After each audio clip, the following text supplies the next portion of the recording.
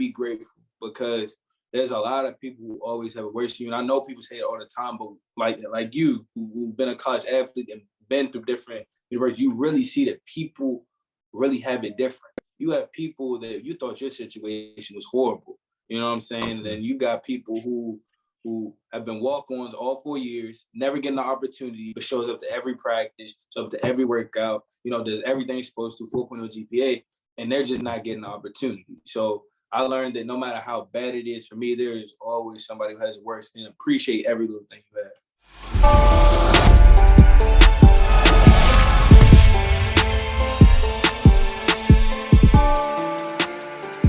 What's up, everybody? Who are off the field? Special guest Keenan Anunay, wide receiver at Morehouse, standing at 6'2", 190. How you doing today, bro? I'm doing great. I'm doing great. What's up, fool? How you? I'm good. Blessed to be here. Appreciate you coming on too. Thank you. Of course, for sure. Appreciate you having me. Oh, for sure. So before we actually get into the full interview, let the audience know who is Keenan Anunay. Okay, for sure. My name is Keenan Anunay. I'm from Washington, D.C. Also played in multiple high schools in the DMV area. Been a junior college, play receiver, and now I play at Morehouse College. I play receiver. So you mentioned you went to a lot of high schools. Talk to me about your journey, just from high school to college to like now, because you wasn't always at Morehouse. You was at ASA. You was at a couple of schools in high school. So talk to me about your whole journey and your process. But shoot, like I was born, I grew up in Northeast DC. I played at Beacon House, all of that. But my peoples and parents, they moved around a lot. This and the third, different circumstances, different situations. So I had, sometimes my parents would split or have to, move because, financial, stuff. We end up sometimes in Virginia, sometimes in Maryland. So 1 year, let's say, I think I started school out in Virginia because my parents found a better opportunity out in Virginia. My freshman year of high school, had to leave the next year, went to Friendly in Fort Washington, Maryland. And then now I had to go down to Southern VA. So it was a lot of moving around, which kind of continued on to when I got to college. And it was more the same thing in college. I was kind of moving around, and it always seemed to be like situations. It was just a little bit out of my control that kind of had to make do with another situation.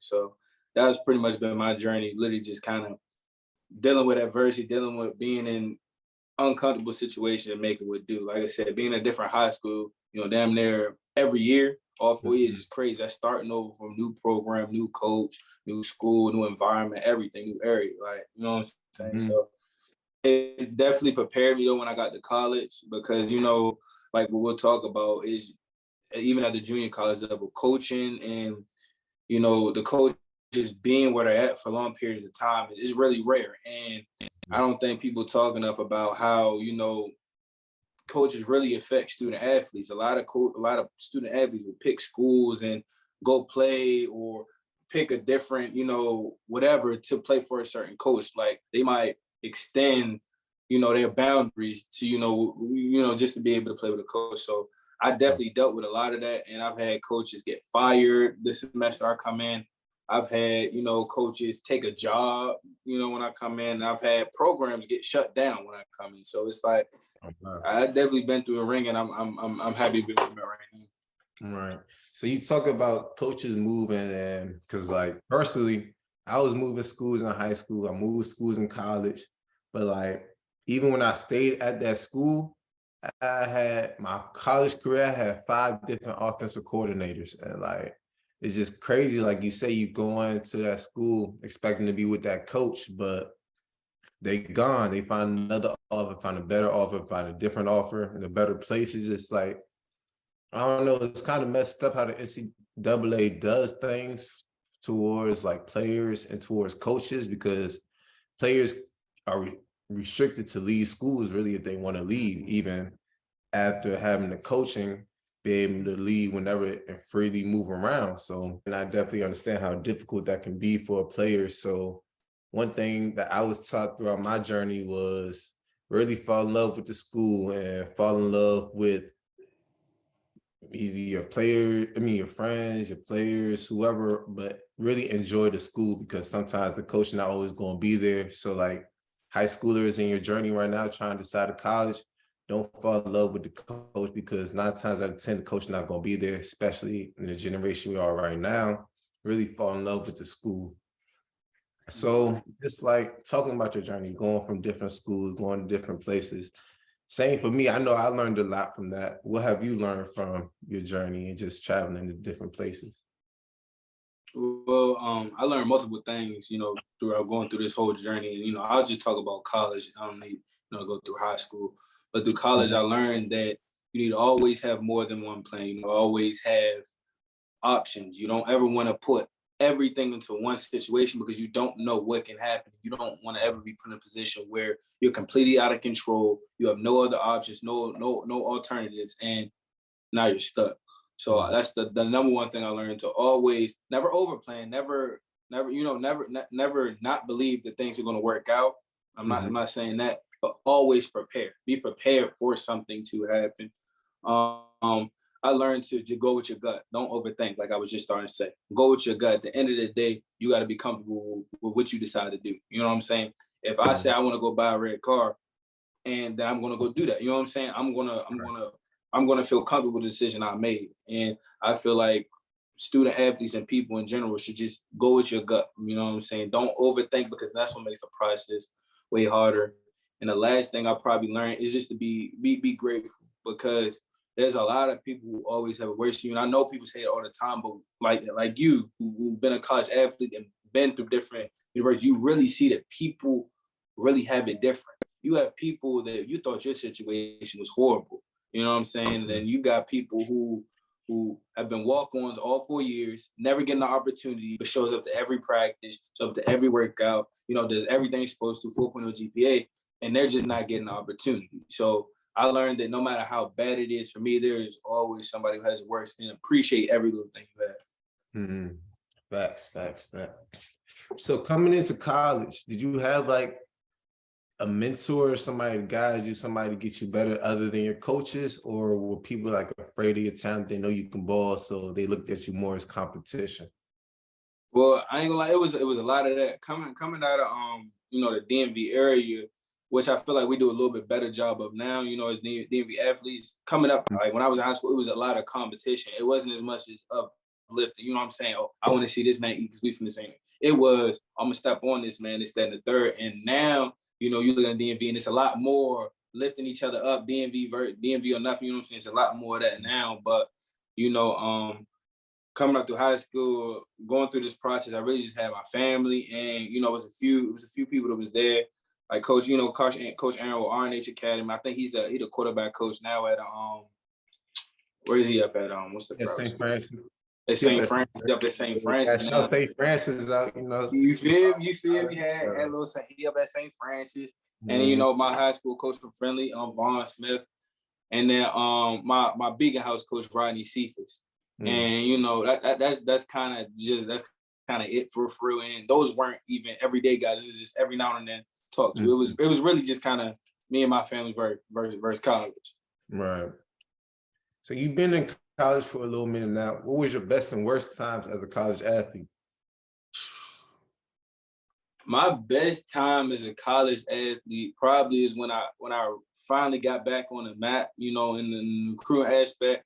I went from unranked, unrated to a top 20 receiver in JUCO my final year, and that was thanks to, like I said, my greatest moment, which was the first game that I had started at receiver at ASA.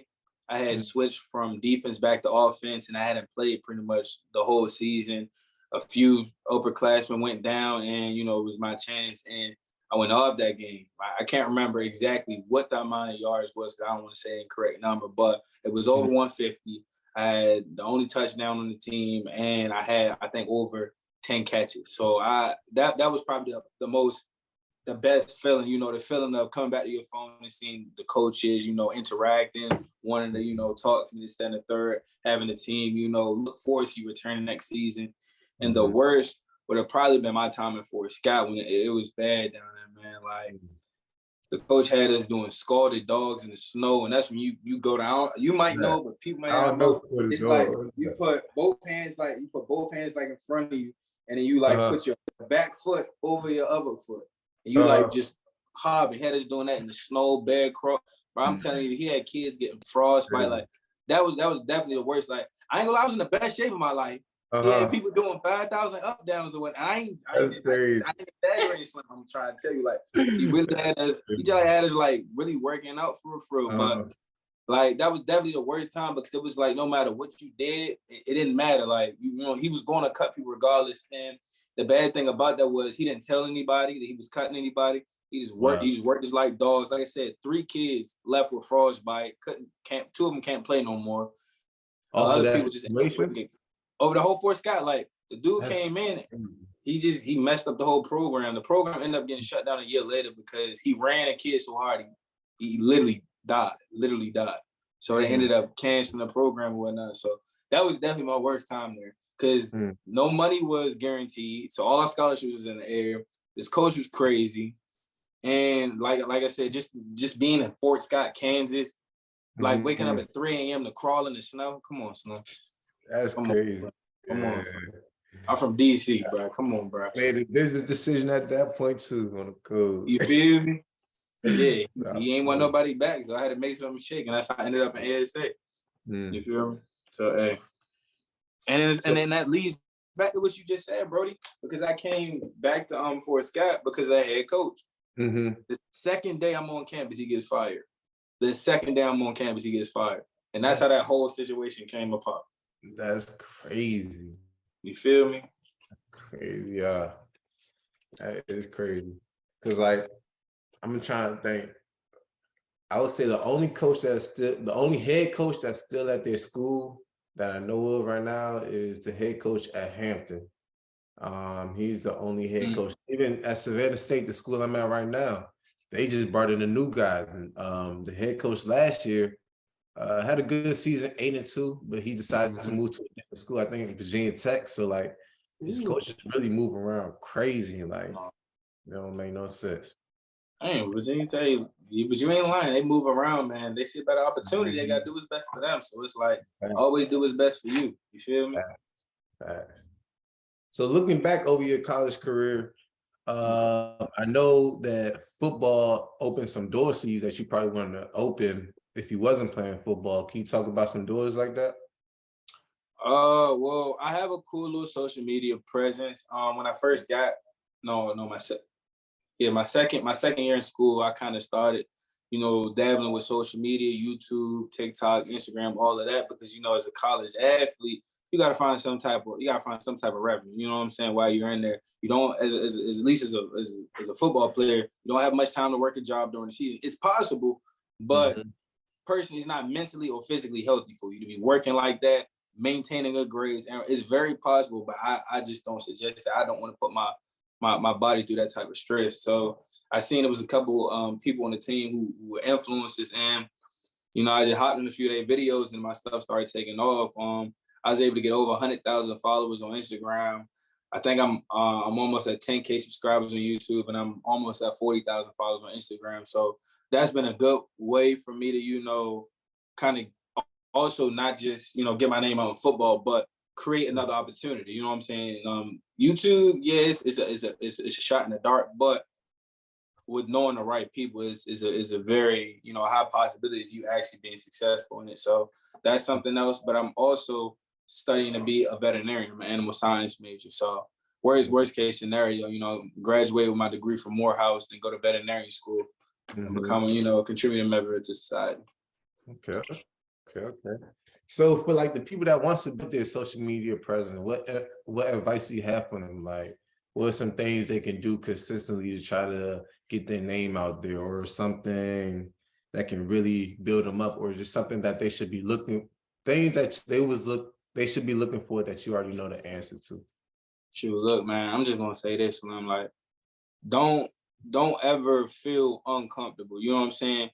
When you're making content, this, that, and third, it's going to be a lot of people that might not agree with the content you're making. You know what I'm saying? People might think it's corny, might think it's cringy, might think it's not what they would do, or this, that, and the third. They're going to have their own opinions. But the big thing is when you find something you're good at, you know what I'm saying? Whether it's good or negative feedback, hopefully you're doing the right thing. Like, I ain't telling you I go out here wilding out and no matter what, you know what I'm saying? But So you doing the right things, this, that, and the third, and you seeing growth. Don't let what other people or how other people deem and judge you affect the way you continue to produce content. Because when I first started coming out, my stuff was booming. Some of my homeboys, some of my partner back home be like, oh, that's champ a week. You know what I'm saying? Woo. So now I'm like, dang, I don't want to look like that type of dude. So I'm cooling off my gram, cooling off my socials. I'm losing money now, and that's when it hit me. Like, I'm really going to stop doing what I'm doing, because at the end of the day, if they really your friends, if they really your men, they really people you want to be around, they is not going to like genuinely judge you off of what you do or try to make you feel bad about trying to open up a door. So if you find whatever you do, don't stop, keep pushing. That's my big thing. Don't let stuff not going your way. If you're persistent and stuff, it works out. And I genuinely believe that, bro. If you continuously work something, it's going to work out. You just gotta stay with it. Feel me? Yeah. So let's talk about the HBCU movement. So now you're at Morehouse, so you know about the movement. So what are your feelings and thoughts behind that? Oh, nah. Look, we need to run this all the way back. In I think it was 2016, 2017, right? On God, before there was Travis Hunter, before it was all these folks were saying this, I have a statement, direct quote. The article is still printed, but I came out and I said this. I said this multiple times about Black athletes. Look at all of these big institutions. Look at Alabama, look at Clemson, look at LSU, look at all these big institutions. Predominantly, I'm not going to say all, predominantly of the best players and the most viewed and most known players on the team are what? Black. They're Black. So if we was to take all of those Black folk and go to schools and universities that were made for us, if you go back a few years, a couple decades, you weren't allowed at Alabama, you weren't allowed at LSU, you weren't allowed at Clemson, you weren't allowed at Maryland, you weren't allowed at those schools. But what you were allowed to was to Morehouse, to Savannah State, to Howard, to North Carolina A&T. And I felt like all of the flashy lights and this, that, and the third have drawn people away from our roots and where we came from. Like, y'all realize that if all of us start coming back to these schools, all that money that's going to Bama is going to Morehouse now. You get what I'm saying? Like, we decide what's popping. We decide what's big. And I said this back then. I told them if I was to ever blow up, you know, because I knew I was going to juke up, if I was to ever blow up, come number one recruiting nation, on God, the first thing I was going to do was go to an HBCU, because that's where I was wanted since the school was made, and that's where I want to be at. Like, yeah, it has its ups and downs. Trust me, we know. It's HBCU. It got its ups and downs. I ain't telling you it's great, but the more we contribute to you know, getting back to our roots and getting back to playing for, you know, folk that look like us, like, I'm gonna be honest with you, I want to play with somebody who look and feel and understand where I'm coming from. You feel me? And I feel like I don't care if you're doing it for a trend. I don't care if you're doing it to hop on a trend. Do it. You know what I'm saying? And embrace your culture. See a different, see something different. Let's not make HBCUs be viewed as less. You know what I'm saying? Like, let's make these Power 5 institutions. We have the power to do that. You know what I'm saying? So going back on that, like, I remember when I was back in high school, Hampton came to recruit some players from my high school, from St. Francis, but it's crazy. Other coaches, that's the same day Maine came in and talked to me to recruit me. And other coaches would come in and talk to me. But the head coach at Hampton told me he wasn't going to recruit me because he knew I wasn't going to come there. And back in my mind, I'm like, I didn't know nothing about HBCUs. All I knew was PWI. So growing up, all I knew was Florida State, Michigan, and things like that. So when the coach came and told me that, that made me just realize, like, I didn't think about it until I got older. This is like, dang, like, these HBCUs don't really have faith in themselves. But now when Deion Sanders come in and he getting 5 stars and they getting 5 stars, I feel like the whole thing was we could have been getting 5 stars, but the coaches' mindsets and people's mindsets here wasn't the same as success and trying to push to win as those PWI. So you took the words out my mouth. You couldn't have said it better. That was really crazy to me. And then I ended up going to Hampton. Like, God works. And then, how'd you like you liked Hampton? It was cool. Yeah, I loved Hampton being that there as a student. The athletics. Just a business move. Yeah, just a business move. That's what it was. Don't gotta say no more. say no more. It'd be like that. I understand trust. Yeah. But no, like I definitely am big on that. And like I try to tell all my brothers, because I know tons of athletes like that. Mm-hmm. I try to preach them this, that, and the third. Let's make our universities great again. And if I am put in a position where I do have a chance and blessed, to make a pro or make it to a position where I have some type of public figure, I promise you I am going to continue to be a big advocate for that. Mm-hmm. That's something I feel strongly about. Okay. So what's going on in your life right now? I know you just recently got injured, couldn't finish out your season. So talk to me about all that. How did it happen and everything? Okay, so this is the first time I'm actually disclosing what's going on.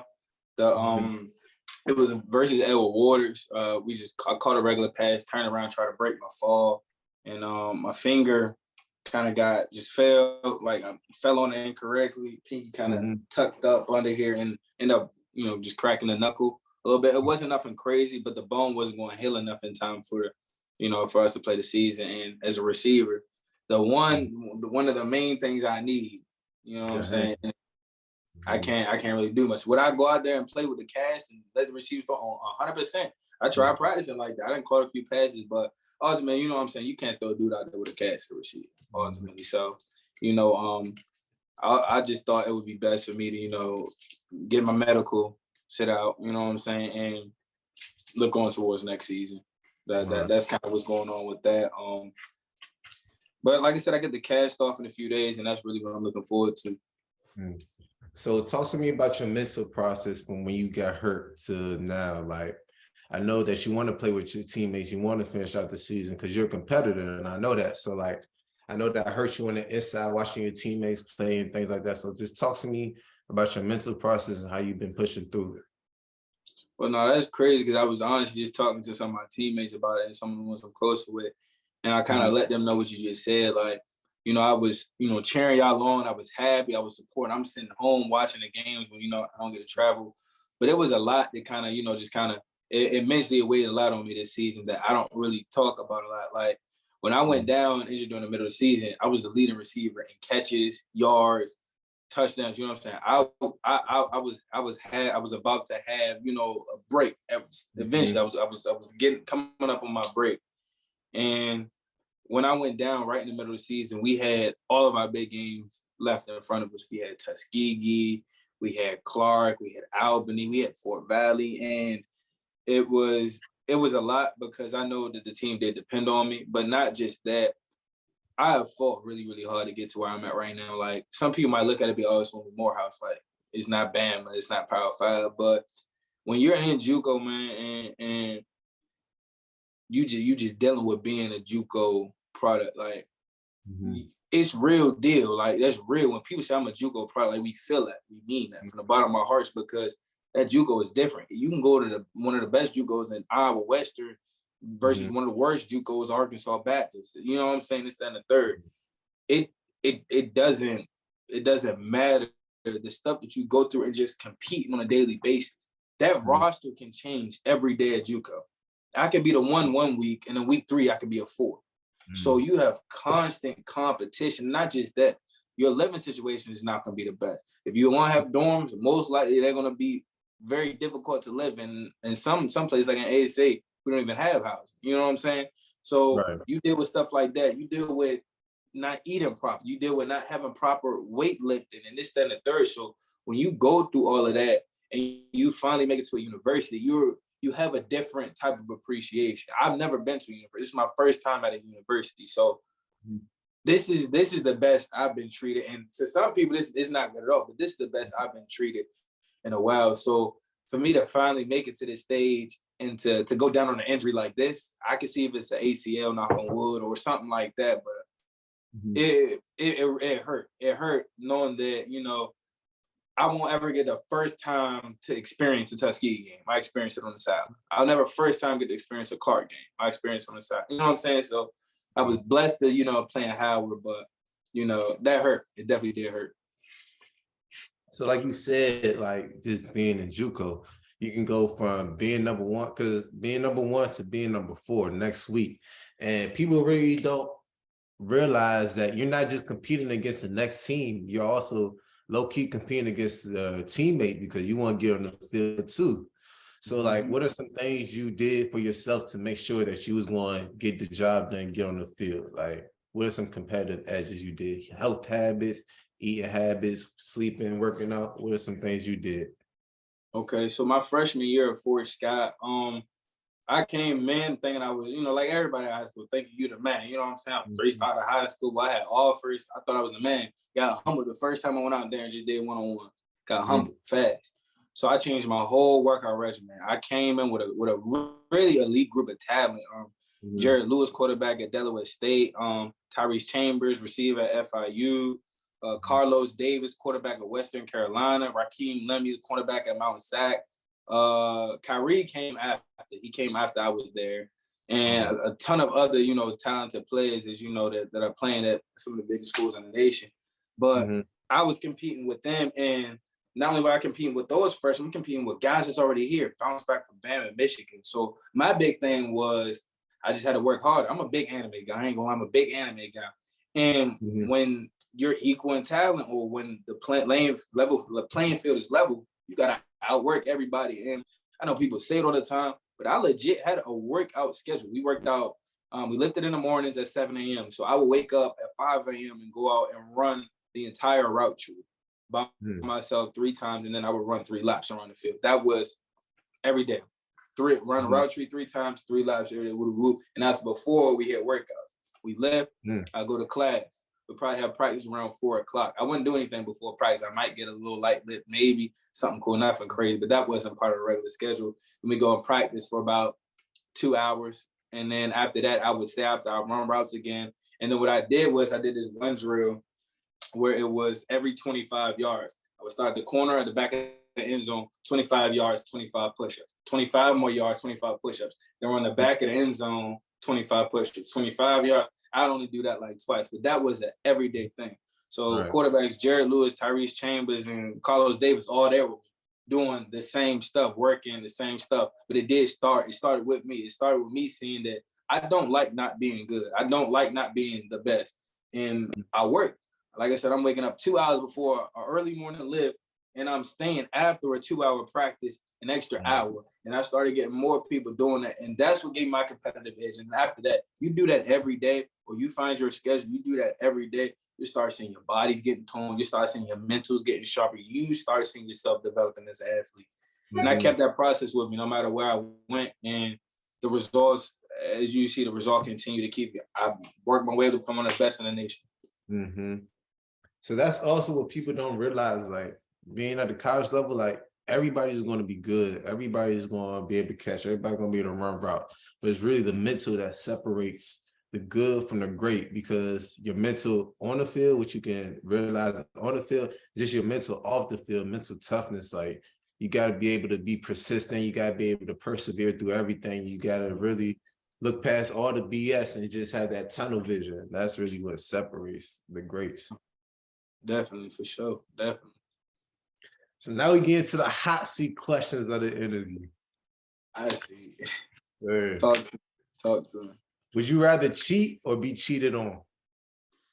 Cheated on, man. I didn't got cheated on. It hurt like a mug, but nah, I ain't cheating on nobody. That's crazy. Yeah, I'd be cheated on. Yeah. Who was your favorite childhood celebrity crush? Ooh. Probably is it 3. I ain't gonna lie, Slam. I don't even know. That, I mean, Lauren London. It's a 3 spot. Lauren London. Lauren London. I love me some Carucci.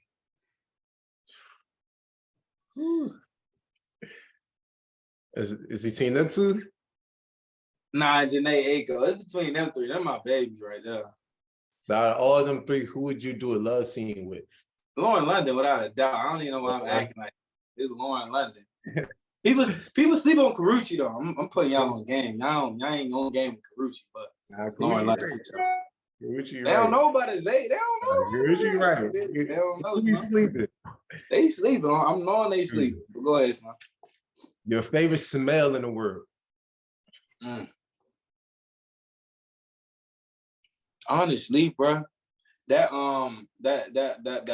Carson, that vanilla Carson, that vanilla Carson be smacking. I ain't gonna lie, like it just like dang, like you know what I'm saying. It don't smell feminine or masculine. It just smell good, just like that vanilla Carson. I ain't gonna lie, I like that smell.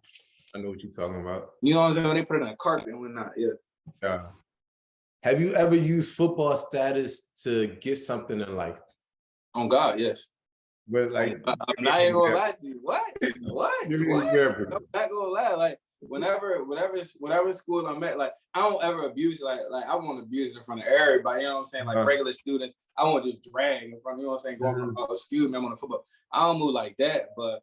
You know what I'm saying, Aaron, I might get a little places, you know, for the, you know what I'm saying, I might get somewhere for a little bit. You know, they look out, you know, I got my little connections. I get around without having to worry about too much. So, no, I definitely use the football status. I'm not going to lie. I earn it, shoot. I go out there and hit every week. I use that too. Oh, God. You better believe it, bro. I'm out there getting smacked. What do you spend too much money on? That's a good one. You wilding with these questions, bro. I ain't gonna. It's a hot seat questions, gay. He know what he tried to do. So when I spent too much money on, man, I'm gonna just go ahead and say I spent too much money on. Ooh. Probably, I'm gonna just say food. I'm gonna go ahead and say we ain't finna go too deep in all that. You know what I'm saying? Yeah. I'm gonna say food. Say food. So I appreciate you for coming on again, bro. Any last comments you want to give to your fans and the audience? Shoot, yeah, I mean, make sure y'all tune in. Next season, Morehouse College. You know, had a little rough start this year. I mean, we should have beat Savannah. You ain't gonna say too much. We still beat Savannah. But look. Next season be coming up. Look out for the name Keenan Anunay for sure. Tune in. Sir, look out for Keenan Anunay. I appreciate you for coming on again today, bro. Push up 100 anytime, man.